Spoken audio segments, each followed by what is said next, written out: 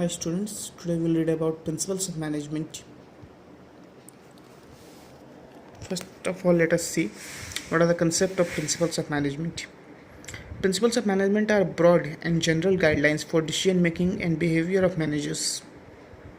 So what we understand here is principles of management are just some guidelines or statements that are used for the decision making and behavior of the managers. For example, while deciding about promotion of an employee, our manager may consider seniority, whereas the other may follow the principle of merit. So, what can be the principles of management? That is all about the decision making ability, the behavior, and the thinking approach of the managers.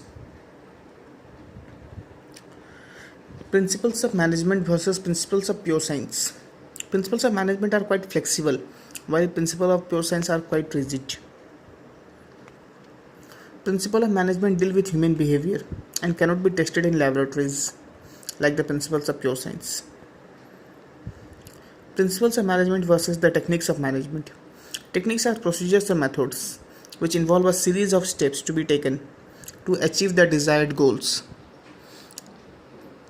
Principles are guidelines to take decisions or actions while practicing techniques. Techniques are procedures or methods. What does it mean? What will be our technique? Means what will be our procedure or method which will involve a series of steps to be taken. But what our principles means? Principles are the guidelines to take the decisions. Principles versus values. Values are something which are acceptable or desirable. They have moral connotations. Principles are basic truths or guidelines for behavior. Values are something that we develop or which are acceptable or desirable. But principles are the basic truths or the guidelines for the behavior of the managers. Next is nature of principles of management. Number 1, universal applicability. So what does it mean? The principles of management are universally applicable. This is not only confined to a particular organization or to a particular area. It is applicable in all the organizations, whether the organization is in which industry, which sector, this doesn't matter. Principles of management are applicable there. If a company belongs to a particular industry like in textile industry or in automobile industry or in construction industry or in FMCG industry, whether maybe the company in any of the industries, but principles of management are very much applicable there. Next are general guidelines. These principles do not provide any ready-made solution to all the managerial problems. This is so because real business situations may be very complex and dynamic. The real situations in the business may be very, very complex and dynamic, and you cannot get a direct ready-made solution with the principles of management. But these principles of guidelines can be a general guideline that may help the managers, but you cannot treat it as an ultimate solution. Formed by practice and experimentation. These principles are not developed after science or research, but they are developed by practice and experimentation. Something that is developed by science is the rule that are scientific in nature, which are developed by science, but the principles of management are developed by practice and experimentation. Next is flexible.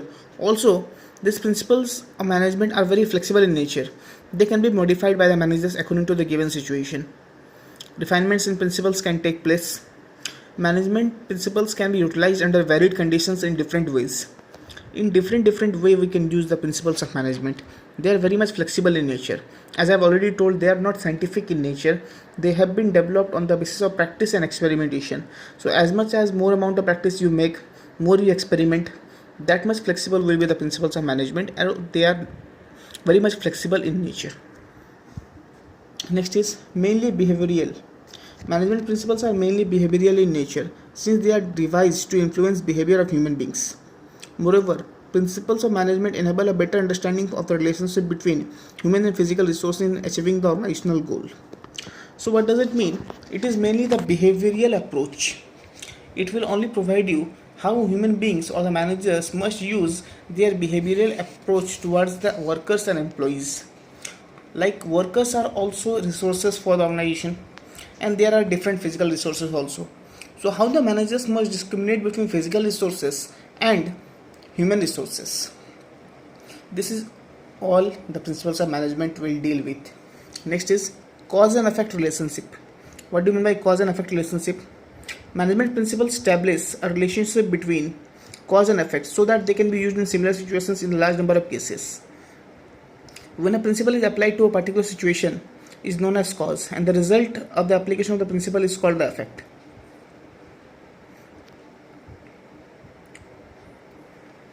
Let us see an example here to understand it in a more better way.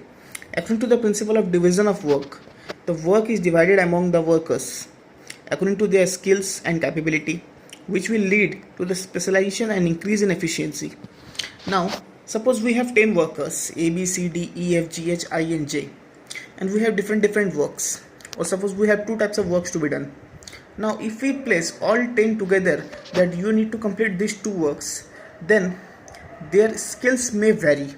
All the 10 employees may not be having the same skill, but if we check their skills and if we divide the work into two parts, and if we tell them 5 of you need to do the first work and the rest 5 will do the remaining amount of work, so this will increase the efficiency.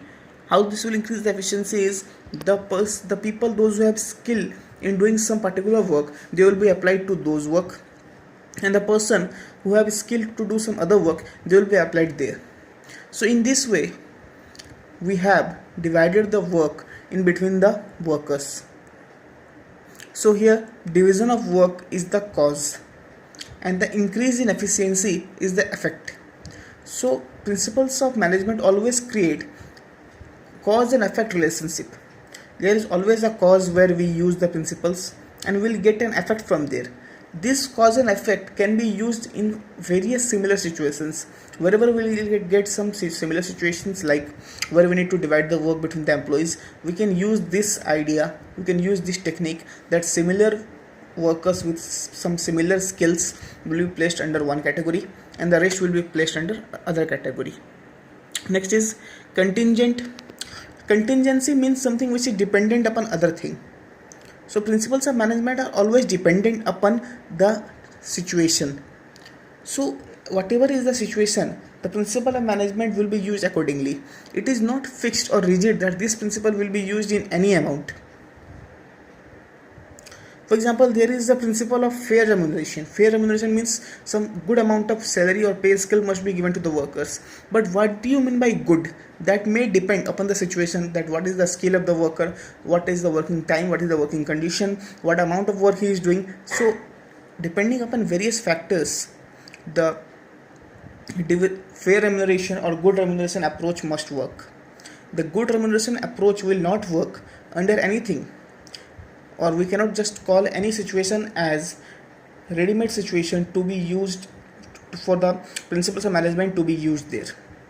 So contingency is an important aspect while we treat the principles of management.